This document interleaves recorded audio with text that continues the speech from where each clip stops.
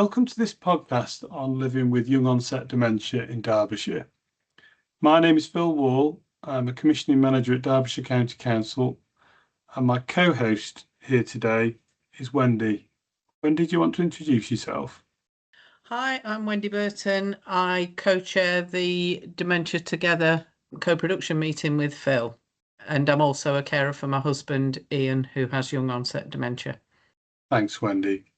For this podcast, we're going to be hearing from some professionals that support people with dementia in Derbyshire.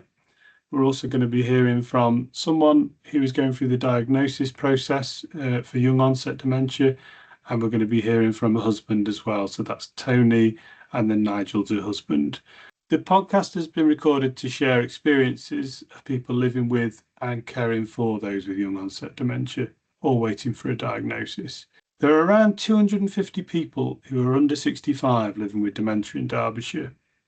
Young onset dementia presents unique challenges for individuals and their families, often differing from those faced by older individuals with dementia. These challenges can include maintaining employment, managing finances, and navigating complex social and emotional situations while raising children or caring for aging parents.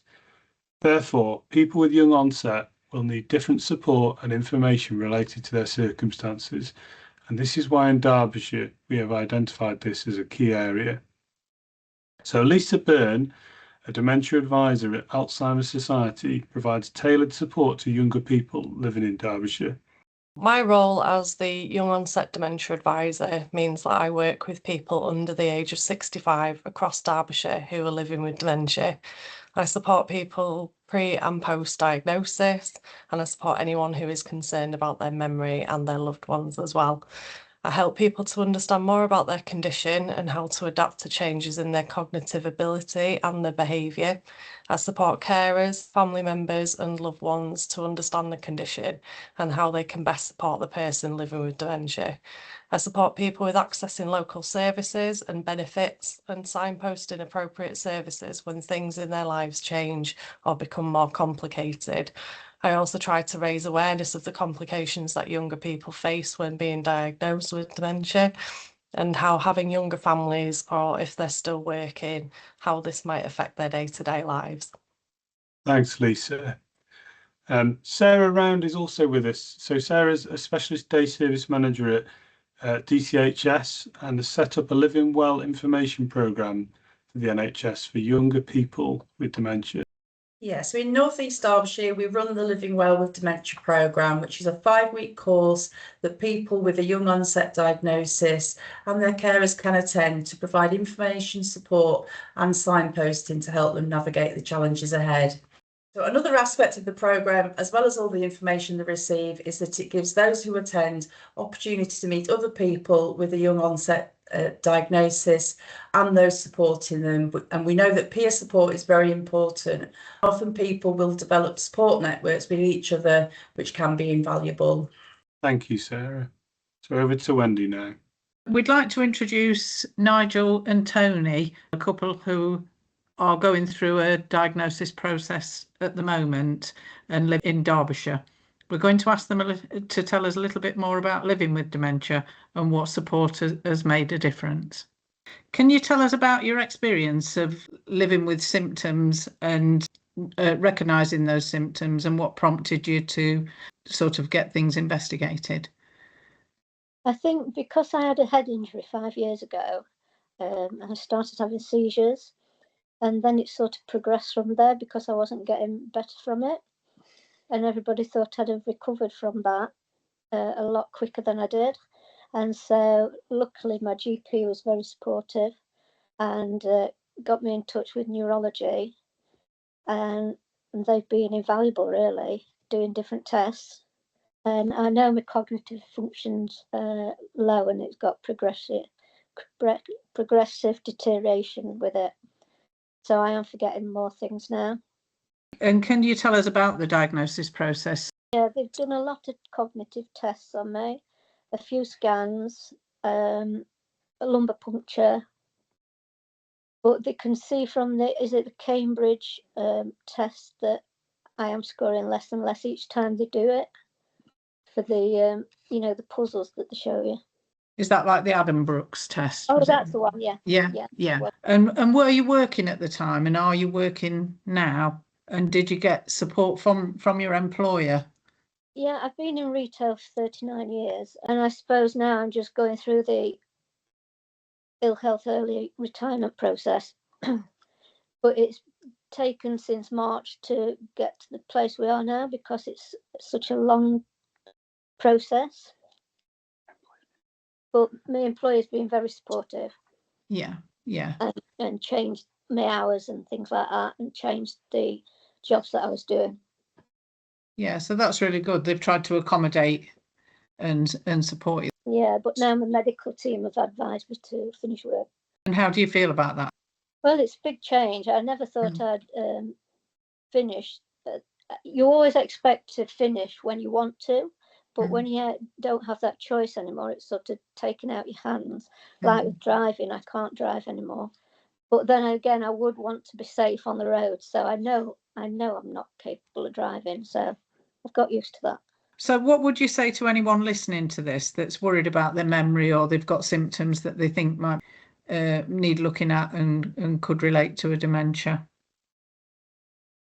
In the beginning, I think you're in denial because you can't accept that it's happening to you. But there is a lot of support networks out there that you don't realise until you start getting in touch with them.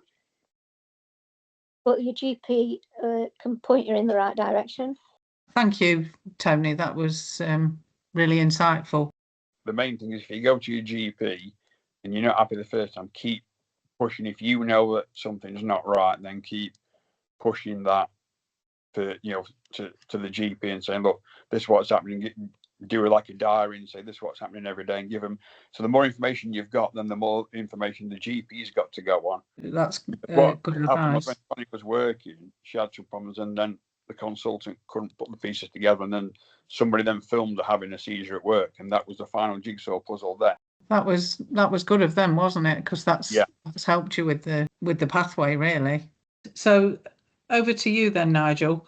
Can you give any top tips to a new carer that could be dealing with a young onset dementia? Signs to look out for and symptoms and I would say things like that? first things to look out for would be, as much as people do repeat themselves, looking for repeating themselves or asking the same questions 2 or 3 times over, or if they go in to do a job, let's say go and make a cup of tea, and then they go and then it doesn't happen, then they come back, you might put it off as the first time around, but then you're looking for that noticeable thing that's actually you're doing it more often, or they start to go into, let's say, go into kitchen, and then you don't know what they've gone in there for. We all do that, but then somebody does that, we'll do it more often. Or it's like person can't multitask, so they go to do one job but they can't do 2 jobs, and then they won't remember what they've gone in there for in the first place. So what happened with Tony was that we got somewhere where she couldn't like a cup of tea, and so there were like notes on the oven. There was so then we stopped making a cup of tea because in the first instance she wasn't capable of doing it. Those are the signs you start to look for, is that, why have I gone in here? What have I gone in for? Oh, you've made a cup of tea, but you're not putting no milk in it. Right, yeah, we all do that. But then it's when they start to do it more often, or they say to you, I'm going to make a cup of tea, and then 10 minutes later, they've not gone, and you say, you're not going for that cup of tea. Why did I ask you?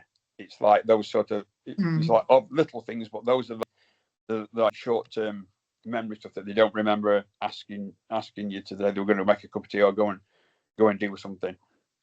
And I understand that you had your own health problems, Nigel, and so now your roles have reversed. How have you found that? So since 2011, I was going through a process of diagnosing with some bowel problems, and so Tony was like supporting me. Basically, I was in and out of Sheffield for weeks, months. She was then still balancing the younger kids at that time that were going to dancing, so she was going and trying to keep their life as normal as possible while running around after me. I've been under a specialist in London, starting to get myself right, and then this started with Tony. So then the roles reversed. But when you've done things together, and you've been together for 35 years and married for 30, it becomes hard that you're swapping roles around, and then things that we used to share to do together, we don't anymore now, because I'm taking more and more control over that. Now, mine's sort of, you can see my problems. Tony's is obviously more you can't see, so therefore it's more difficult to manage it, because she's looking at me, you can tell what's wrong with me, but where Tony you can't, so you don't realise. And then I get frustrated. I'm learning to get out of that slowly, but I was getting to the point where I'm getting more and more frustrated as to why aren't you doing this, why aren't you doing that? But it's because you've been together 30 odd years, and now I'm having to change my total way of thinking. We just thought that once I was on the right track from the specialist in London, that we're about to enjoy more together. Yeah, so your life's sort of completely changing, really, Yeah. isn't it? And you're still in a bit of limbo until you can get that diagnosis. Can you tell us how easy it was to access services once you'd sort of been in touch with your neurologist?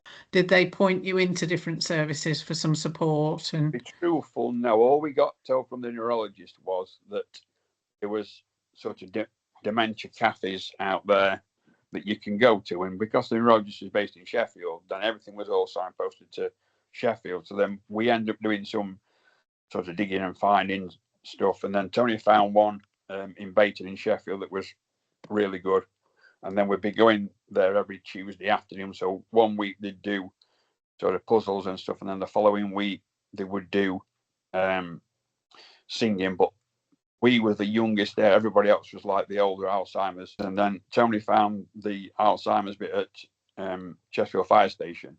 And when we went there, it was older people that was there. But the guy that was running it after spoke to us and said, I can put you in touch with some people. And that's what opened the door up then through Alzheimer's UK and through Lisa.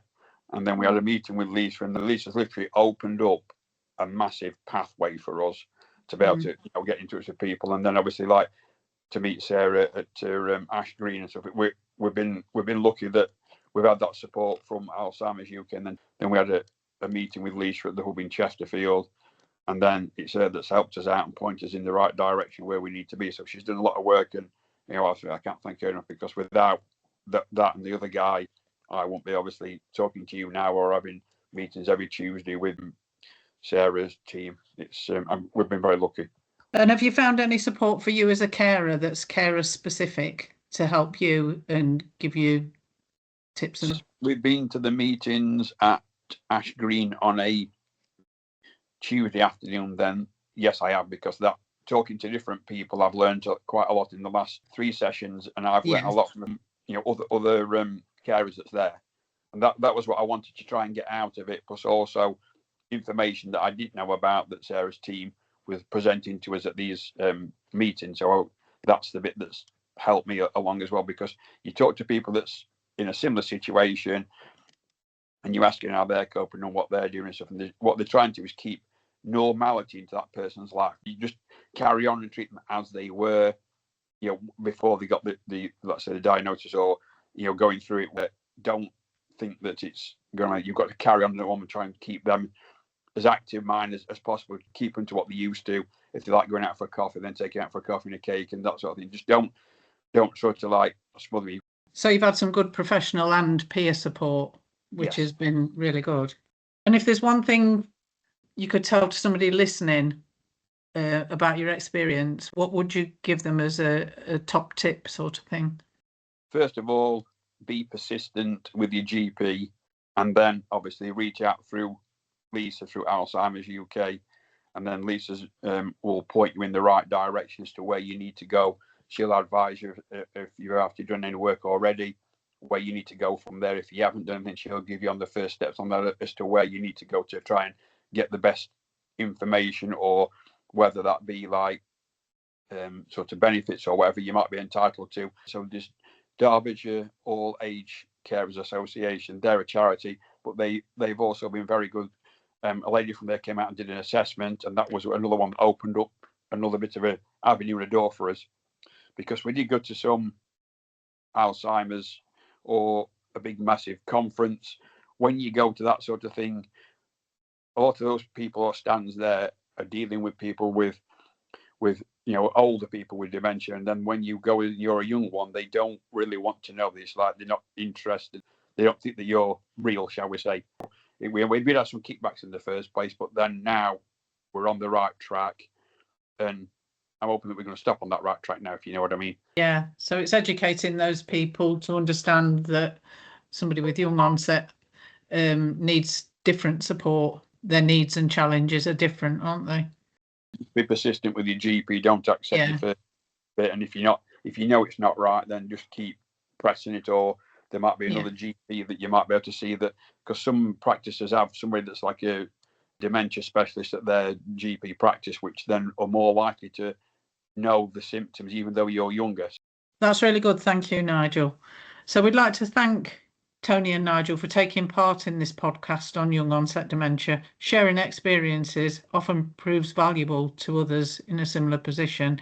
So we hope that you found the podcast useful, and you can find out more information about local support at www.dementiaderbyshire.org.uk or call Alzheimer's Society local dementia support line on 01332 208845 or visit alzheimers.org.uk.